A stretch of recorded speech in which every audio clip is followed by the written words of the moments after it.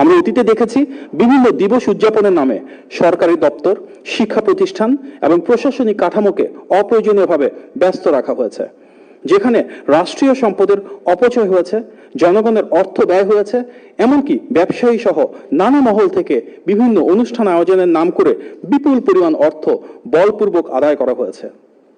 কিন্তু একটি দায়িত্বশীল, গণমুখী এবং জবাবদিহিমূলক রাজনৈতিক সংস্কৃতি শুরুর লক্ষ্যে, যেটা আমরা দেখেছি বর্তমান সরকারের সময়, জনগণের স্বতঃস্ফূর্ত অংশগ্রহণ নিশ্চিত করা হয়েছে, রাষ্ট্রীয় ক্ষমতা প্রদর্শন নয়। রাষ্ট্রীয় বাধ্যবাধকতার বদলে মানুষের হৃদয়ের আহ্বানই শহীদ রাষ্ট্রপতি জিয়াউর রহমানের স্মৃতিকে আজও জীবন্ত করে রেখেছে। জনগণের ভোটে নির্বাচিত মাননীয় প্রধানমন্ত্রী জনাব তারেক রহমানের সরকারের মাত্র 3 মাস পূর্ণ হয়েছে। সময়ের পরিমাপে এটা খুব দীর্ঘ কোনো সময় নয়, কিন্তু একটি গণতান্ত্রিক সরকারের জন্য প্রতিটি দিনই জনগণের প্রতি অঙ্গীকার রক্ষার দিন। প্রতিটি মুহূর্তই দায়িত্ব পালনের পরীক্ষা, আর প্রতিটি পদক্ষেপই জবাবদিহিতা ও সেবার প্রতিফলন। এই সংক্ষিপ্ত সময়ের মধ্যেই আমরা রাষ্ট্র পরিচালনায় স্বচ্ছতা, সুশাসন, জনকল্যাণ এবং মানুষের প্রত্যাশা পূরণের লক্ষ্যে নিরলসভাবে মাননীয় প্রধানমন্ত্রীর নেতৃত্বে কাজ করে যাচ্ছি। কারণ আমরা বিশ্বাস করি জনগণের আস্থা ও বিশ্বাসই একটি সরকারের সবচেয়ে বড় শক্তি।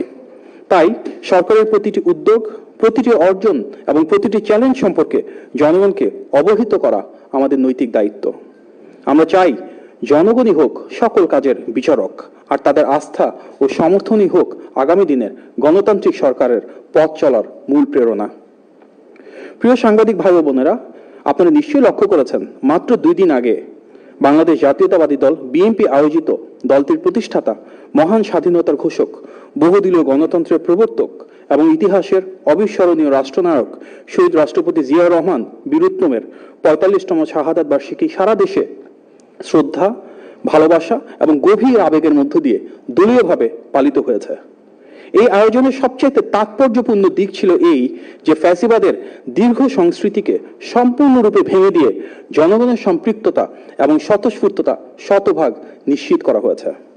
গণমুখী রাজনীতির যে ঐতিহ্য বিএনপি বহু দশক ধরে লালন করে আসছে, মাননীয় প্রধানমন্ত্রী জনাব তারেক রহমানের সুস্পষ্ট নির্দেশনা মোতাবেক কোথাও কোনো সরকারি কর্মকর্তা, কর্মচারীকে অনুষ্ঠানে উপস্থিত হতে বলা হয়নি। কোনো কমলমতি শিক্ষার্থীকে রোদের মধ্যে ঘন্টা পর ঘন্টা দাঁড় করিয়ে রাখা হয়নি, কিংবা জনগণের কষ্টার্জিত অর্থ ব্যয় করে রাষ্ট্রীয় আড়ম্বরের প্রদর্শনী করা হয়নি। ফ্যাসিবাদের যে ধারাবাহিকতা, তার বিপরীতে দাঁড়িয়ে আমরা নিশ্চিত করেছি দলের নেতাকর্মী, সমর্থক এবং সাধারণ মানুষের আবেগতাড়িত অংশগ্রহণ, ভালোবাসা এবং শ্রদ্ধাই দেশব্যাপী বিএনপির এই রাজনৈতিক কর্মসূচিকে সার্থক ও অর্থবহ করেছে। অনেকের কাছেই হয়তো এটি বিস্ময়কর মনে হতে পারে যে রাষ্ট্র পরিচালনাকারী দলটির প্রতিষ্ঠাতা এবং কালজয়ী রাষ্ট্রনায়কের শাহাদাত বার্ষিকী রাষ্ট্রযন্ত্র ব্যবহার না করেও এত ব্যাপকভাবে কিভাবে পালিত হতে পারে। কিন্তু এটি ফ্যাসিবাদের কাঠামো ভেঙে গণতান্ত্রিক রাজনৈতিক সংস্কৃতির পরিবর্তিত ধারা, যেখানে মাননীয় প্রধানমন্ত্রীর নেতৃত্বে মানুষের হৃদয়ের টানি বিএনপি সরকারের সবচেয়ে বড় শক্তি। প্রশাসনিক নির্দেশনা নয়, বরং শ্রদ্ধা অর্জিত হচ্ছে ভালোবাসার মাধ্যমে। ক্ষমতার বলে নয়, বরং জনগণই সকল রাজনৈতিক ক্ষমতার উৎস। এটি বিএনপির রাজনীতি। আমরা অতীতে দেখেছি বিভিন্ন দিবস উদযাপনের নামে সরকারি দপ্তর, শিক্ষা প্রতিষ্ঠান এবং প্রশাসনিক কাঠামোকে অপ্রয়োজনীয়ভাবে ব্যস্ত রাখা হয়েছে, যেখানে রাষ্ট্রীয় সম্পদের অপচয় হয়েছে, জনগণের অর্থ ব্যয় হয়েছে, এমনকি ব্যবসায়ী সহ নানা মহল থেকে বিভিন্ন অনুষ্ঠান আয়োজনের নাম করে বিপুল পরিমাণ অর্থ বলপূর্বক আদায় করা হয়েছে। কিন্তু একটি দায়িত্বশীল, গণমুখী এবং জবাবদিহিমূলক রাজনৈতিক সংস্কৃতি শুরুর লক্ষ্যে, যেটা আমরা দেখেছি বর্তমান সরকারের সময়, জনগণের স্বতঃস্ফূর্ত অংশগ্রহণ নিশ্চিত করা হয়েছে, রাষ্ট্রীয় ক্ষমতা প্রদর্শন নয়। রাষ্ট্রীয় বাধ্যবাধকতার বদলে মানুষের হৃদয়ের আহ্বানই শহীদ রাষ্ট্রপতি জিয়াউর রহমানের স্মৃতিকে আজও জীবন্ত করে রেখেছে। 4 দশকেরও বেশি সময় পেরিয়ে যাওয়ার পরও তিনি কোটি কোটি মানুষ ও পরিবারের হৃদয়ে সমানভাবে প্রাসঙ্গিক, সম্মানিত এবং অনুপ্রেরণার উৎস হয়ে রয়েছেন। এটি একজন প্রকৃত জননেতার প্রতি দেশের মানুষের সর্বোচ্চ সম্মান। এটি ইতিহাসে অমর হয়ে থাকার প্রকৃত পথ। শহীদ রাষ্ট্রপতি জিয়াউর রহমান ও দেশনেত্রী বেগম খালেদা জিয়ার যে গণমুখী ও জনসম্পৃক্ত রাজনৈতিক আদর্শ, সেটিকে পাথেয় করেই গণমানুষের নেতা জনাব তারেক রহমান বিশ্বাস করেন রাষ্ট্রযন্ত্র ব্যবহার করে কাউকে রাজনৈতিকভাবে হয়তো প্রচার করা যায়, সাময়িকভাবে ব্যক্তি পূজার পরিবেশও তৈরি করা যায়, কিন্তু জনগণের হৃদয়ে স্থায়ী আসন কোনোভাবেই তৈরি করা যায় না। ইতিহাস সাক্ষী, ক্ষমতার বলে নির্মিত যে জনপ্রিয়তা সেটি সবসময় ক্ষণস্থায়ী, কিন্তু মানুষের ভালোবাসা, আস্থা ও শ্রদ্ধার ভিত্তিতে গড়ে ওঠা যে রাষ্ট্রনায়কোচিত নেতৃত্ব, সেটি যুগের পর যুগ ধরে বেঁচে থাকে, যার প্রমাণ শহীদ রাষ্ট্রপতি জিয়াউর রহমান, যার প্রমাণ দেশনেত্রী বেগম খালেদা জিয়া। প্রিয় সাংবাদিক ভাই ও বোনেরা, টানা 16 বছরের ফ্যাসিবাদী দুঃশাসন ও জবাবদিহিতার যে অচল অবস্থা তৈরি হয়েছিল, তা মুহূর্তেই বদলে ফেলা কোনো জাদুকরী মন্ত্রের পক্ষেও অসম্ভব। তবে এবারের ঈদুল আজহায় দেশের মানুষ অন্তত একটি বিষয় স্পষ্টভাবে প্রত্যক্ষ করেছে, আর তা হলো রাষ্ট্রের আন্তরিক সদিচ্ছা ও জনকল্যাণমুখী প্রশাসনিক তৎপরতা। মাননীয় প্রধানমন্ত্রীর সরাসরি ও সুস্পষ্ট নির্দেশনায় এই ঈদে রাষ্ট্র পরিচালনায় দায়বদ্ধতা, প্রশাসনিক সমন্বয় এবং নীতিগত পরিবর্তন দেখা গিয়েছে। তিনি মন্ত্রী, প্রতিমন্ত্রী, সকল সংসদ সদস্য ও গুরুত্বপূর্ণ জনপ্রতিনিধিদের নিজ নিজ এলাকায় ঈদ উদযাপন করতে বলেছেন। মানুষের পাশে থেকে একসাথে ঈদের আনন্দ ভাগাভাগি করে নিতে প্রেরণা জুগিয়েছেন। জনগণের আকাঙ্ক্ষার প্রতিফলন ঘটিয়ে গণতান্ত্রিক সরকার প্রমাণ করেছে যে রাজনৈতিক অঙ্গীকার ও কার্যকর ব্যবস্থাপনা থাকলে শত সংকটের মধ্যেও স্বস্তি, শৃঙ্খলা ও আস্থা ফিরিয়ে আনা সম্ভব। এবারের ঈদুল আজহাকে কেন্দ্র করে সরকারের কার্যক্রমে 10টি গণমুখী বিষয়ে বিশেষ গুরুত্ব প্রদান করা হয়েছিল।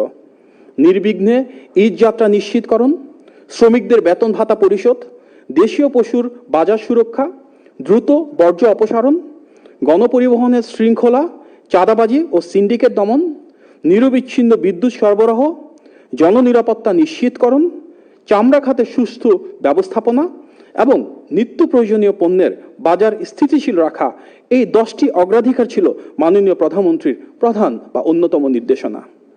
এসব উদ্যোগের সমন্বিত বাস্তবায়নে ঈদ ব্যবস্থাপনার বিভিন্ন ক্ষেত্রে দৃশ্যমান ইতিবাচক পরিবর্তন এনে দিয়েছে এবং রাষ্ট্রীয় সেবাকে আরও জনসম্পৃক্ত করার যে প্রচেষ্টা, তারও প্রতিফলন ঘটিয়েছে। দীর্ঘ ছুটির সিদ্ধান্ত ও ট্রাফিক ব্যবস্থাপনা নিয়ে আমরা দেখেছি যে নিয়মিত সাপ্তাহিক ছুটির সাথে সমন্বয় করে সরকারি ছুটি 1 সপ্তাহ পর্যন্ত বর্ধিত করা হয়েছে। ফলে সরকারি উদ্যোগেই পরিবার পরিজনকে সাথে নিয়ে আমরা এবার ছুটিতে কিছুটা বেশি সময় কাটাতে পেরেছি। ঘরমুখো মানুষের যাত্রা নির্বিঘ্ন করতে ও সার্বিক শৃঙ্খলা বজায় রাখতে সার্বক্ষণিক মনিটরিং ও বিশেষ ব্যবস্থাপনা গ্রহণ করা হয়েছে, যে কারণে ঈদের আগের দিনগুলোতে মহাসড়কে একযোগে যানবাহনের চাপ অনেকটাই কমে গিয়েছে। প্রতি বছরের যে চেনা ছবি, কিলোমিটারের পর কিলোমিটার যানজট এবং ঘন্টার পর ঘন্টা ভোগান্তি, এবারের ঈদ যাত্রায় তুলনামূলকভাবে নিয়ন্ত্রণে ছিল। তারপরও যতটুকু হয়েছে, সরকার সচেষ্ট থাকবে আগামীতে সেটিও সমাধানের জন্য। এবার সামগ্রিক ট্রাফিক ব্যবস্থাপনা যথেষ্ট উন্নতি এবং অতীতের তুলনায় সড়ক দুর্ঘটনা কম হলেও এর আড়ালে কিছু পরিবারের ঈদ আনন্দ রূপ নিয়েছে আজীবনের কান্নায়। প্রশাসনের নজরদারি সত্ত্বেও মহাসড়কে বেপরোয়া গতি ও অসচেতনতার জেরে এবারও বেশ কিছু মর্মান্তিক সড়ক দুর্ঘটনা ঘটেছে, কেড়ে নিয়েছে তাজা প্রাণ।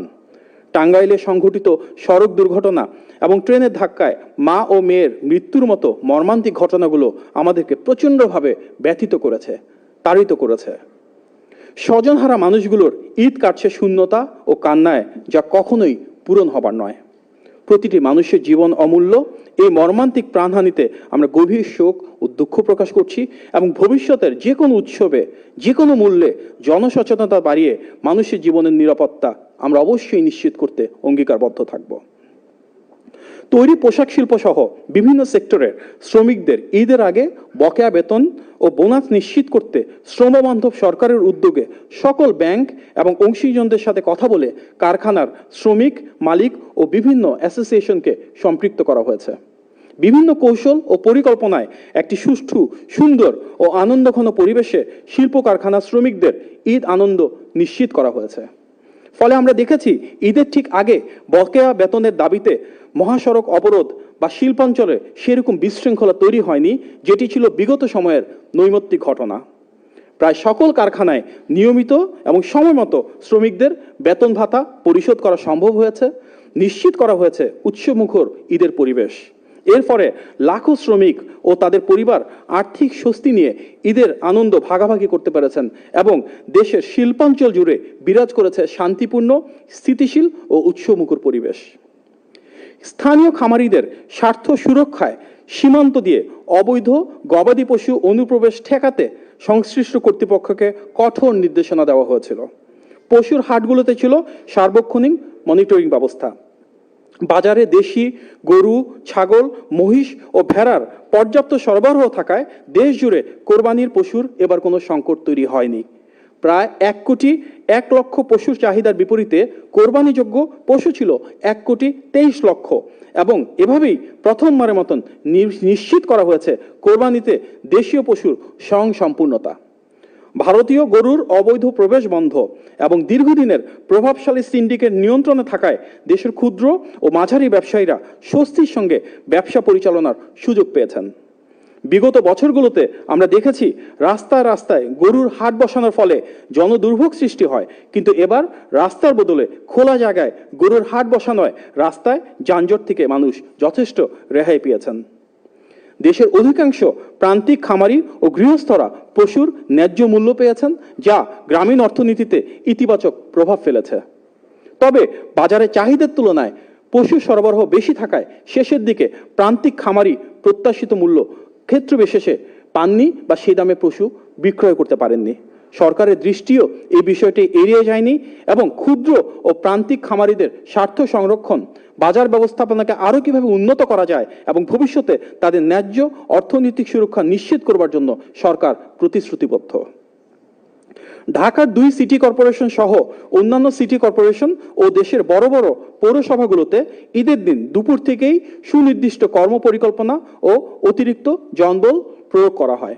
নিশ্চিত করা হয় যেন কোরবানির পরবর্তী 8 থেকে 12 ঘন্টার মধ্যে ঢাকা শহরের অধিকাংশ এলাকার বর্জ্য অপসারণ করা হয়েছে, যা অতীতে বেশ কয়েকদিন সময় নিত। বিচ্ছিন্ন কিছু জায়গা ছাড়া প্রায় সর্বত্র ঈদের রাতের মাঝেই পরিচ্ছন্নতা অর্জন স্থানীয় নাগরিক সেবার একটি নতুন মাইলফলক। এই বর্জ্য অপসারণের সাথে সংশ্লিষ্ট সকল সিটি কর্পোরেশন ও পৌরসভার পরিচ্ছন্নতা কর্মীগণ, যারা পরিবারের সাথে সময় না কাটিয়ে শহরের পরিচ্ছন্নতা ও সৌন্দর্য রক্ষায় নিয়োজিত ছিলেন, তাদেরকে আমরা সাধুবাদ জানাই।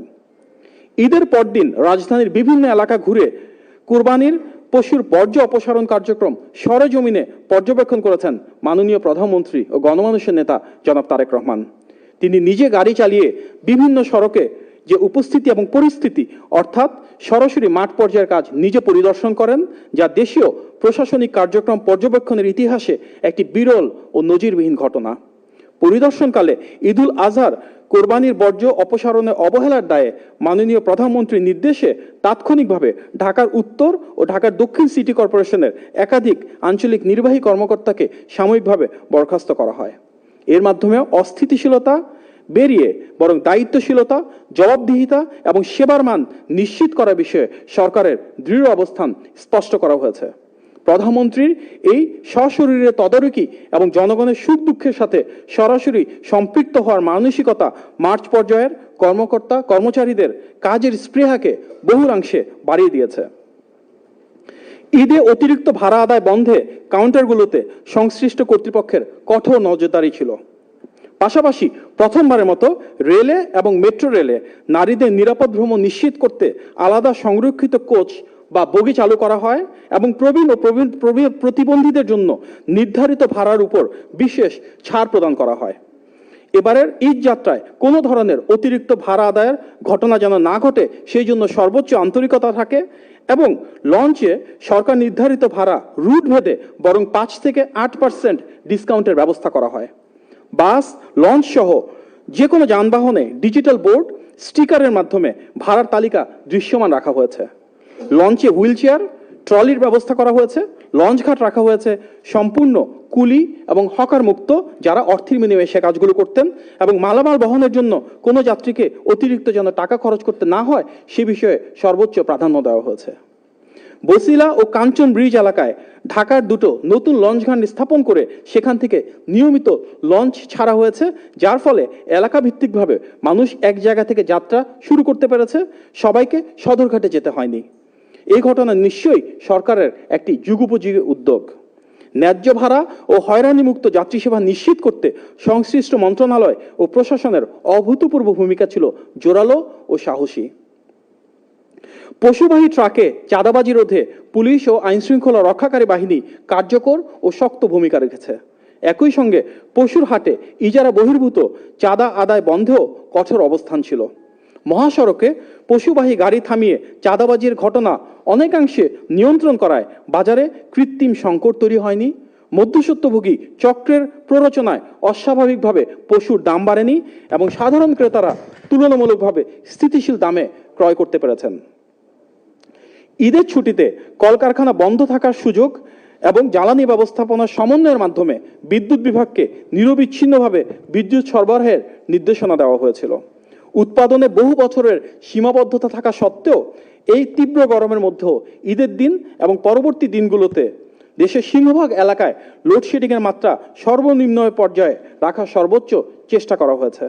একটি সমন্বিত ও কার্যকর বিদ্যুৎ পরিকল্পনা গ্রাহক পর্যায়ে বাস্তবতার আলোকে কিছুটা স্বস্তি এনে দিয়েছে। ফ্যাসিবাদী শাসনামলে দুর্নীতির অভয়ারণ্য বিদ্যুৎ খাতে গ্রাহক পর্যায়ে চাহিদা ও সরবরাহের সমন্বয়ের মাধ্যমে মৌসুমী দুর্যোগের ফলে যে বিদ্যুৎ বিপর্যয় হয়েছিল তা দূর করার জন্য সংশ্লিষ্ট কর্তৃপক্ষ সর্বোচ্চ পেশাদারিত্ব প্রদর্শন করে চলেছে। আপনারা ইতিমধ্যে অবহিত আছেন যে পুরো বিদ্যুৎ খাতকে আরও সেবামুখী ও বিদ্যুৎ উৎপাদনের জন্য সরকার নবায়নযোগ্য জ্বালানির সকল উৎস ব্যবহারের জন্য সচেষ্ট রয়েছে।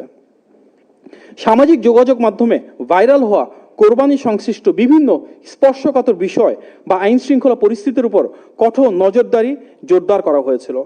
রাষ্ট্রের সর্বোচ্চ পর্যায়ের সিদ্ধান্ত অনুযায়ী ডোনাল্ড ট্রাম্প নামক আলোচিত মহিষটির সংরক্ষণ ও চিড়িয়াখানায় প্রেরণের মাধ্যমে সম্ভাব্য অপ্রীতিকর ও বিশৃঙ্খল পরিস্থিতি এড়িয়ে স্থিতিশীলতা নিশ্চিত করা হয়েছে। ঈদুল আজহার দিন বা এই বন্ধে উল্লেখযোগ্য সামাজিক সংঘাত বা নৈরাজ্যজনক আইন শৃঙ্খলা পরিস্থিতির কোনো সৃষ্টি হয়নি। সারা দেশে উৎসবমুখর পরিবেশে অনুষ্ঠিত হয়েছে ঈদের নামাজ। ভ্রাতৃত্ব, সম্প্রীতি ও সৌহার্দ্যের মেলবন্ধনে দেশ জুড়ে উদযাপিত হয়েছে ঈদুল আজহা। লবণের যোগান নিশ্চিত করা এবং ট্যানারি মালিকদের সিন্ডিকেট ভাঙতে কাঁচা চামড়ার ন্যূনতম মূল্য যথারীতি আগেই দাম অনুযায়ী নির্ধারণ করে দেওয়া হয়েছিল।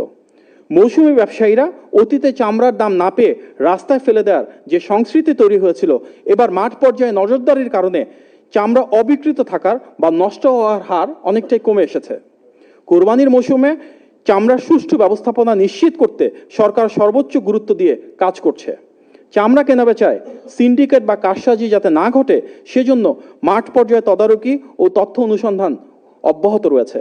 কোথাও কোথাও চামড়া অবিকৃত থাকার তথ্য পাওয়া গেলেও সাম্প্রতিক বছরগুলোর তুলনায় তা অনেক কম। সরকার ভবিষ্যতে কোরবানির পশুর চামড়া ন্যায্য মূল্যে নিশ্চিতের ব্যাপারে বহুমুখী উদ্যোগ গ্রহণ করবে। ঈদের আগে চাল, ডাল, মশলা, তেল, চিনি সহ কোরবানি সংশ্লিষ্ট নিত্যপণ্যের দাম নিয়ন্ত্রণে রাখতে বিশেষ টাস্ক ফোর্স নিয়মিত বাজার পরিচালনা করেছে। আন্তর্জাতিক বাজারে পণ্যের মূল্যবৃদ্ধি এবং যথেষ্ট চাপ থাকা সত্ত্বেও উৎসবের সুযোগ নিয়ে খুচরা বাজারে যেভাবে হঠাৎ দাম আকাশচুম্বী করা হতো বিগত বছরগুলোতে, তার তুলনায় এবার সরকারি নজরদারির কারণে অনেকটাই নিয়ন্ত্রণে রাখা গিয়েছে। উৎপাদনকারী, আমদানিকারক, সরকারি সংশ্লিষ্ট প্রতিষ্ঠানসমূহের সমন্বয়ে মূল্যস্ফীতি নিয়ন্ত্রণে রেখে প্রান্তিক মানুষের ক্রয় ক্ষমতার মাঝে রাখার জন্য সর্বোচ্চ অগ্রাধিকার দেওয়া হয়েছে। তবু দীর্ঘদিনের দুঃশাসন, দুর্নীতি ও দুর্বৃত্তায়নে ক্লান্ত রয়েছে জনগণ।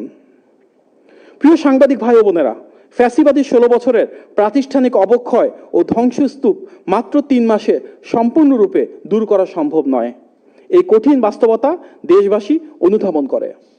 তবু দীর্ঘদিনের দুঃশাসনে ক্লান্ত জনগণ এবারের ঈদে উপলব্ধি করেছে যে রাষ্ট্র তাদের প্রতি সংবেদনশীল এবং প্রশাসন কেবল ক্ষমতার কেন্দ্র নয়, বরং জনসেবায় কার্যকর ও দায়িত্বশীলতার অন্যতম মাধ্যম।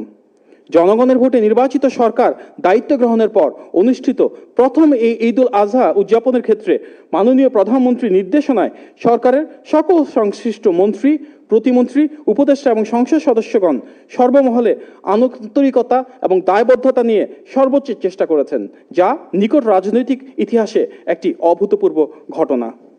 তবু কোথাও কোনো প্রশাসনিক ঘাটতি বা সমন্বয়হীনতা পরিলক্ষিত হলে তা চিহ্নিত করে দ্রুত ও কার্যকরভাবে নিরসনে সরকার সর্বোচ্চ আন্তরিক এবং সদা সচেষ্ট। এই কর্মযজ্ঞকে পাথেয় করে গণমানুষের নেতা জনাব তারেক রহমানের নেতৃত্বে আগামী দিনের সকল চ্যালেঞ্জ মোকাবেলা, আইনের শাসন ও গণতান্ত্রিক মূল্যবোধকে সুদৃঢ় করা এবং সুশাসনের এই ধারাকে টেকসই প্রাতিষ্ঠানিক রূপ দেওয়াই হবে বর্তমান গণতান্ত্রিক সরকারের অন্যতম অঙ্গীকার। জনকল্যাণে সেই আন্তরিক অগ্রযাত্রায় গণতান্ত্রিক সরকারের সাফল্য অনিবার্য, ইনশাল্লাহ।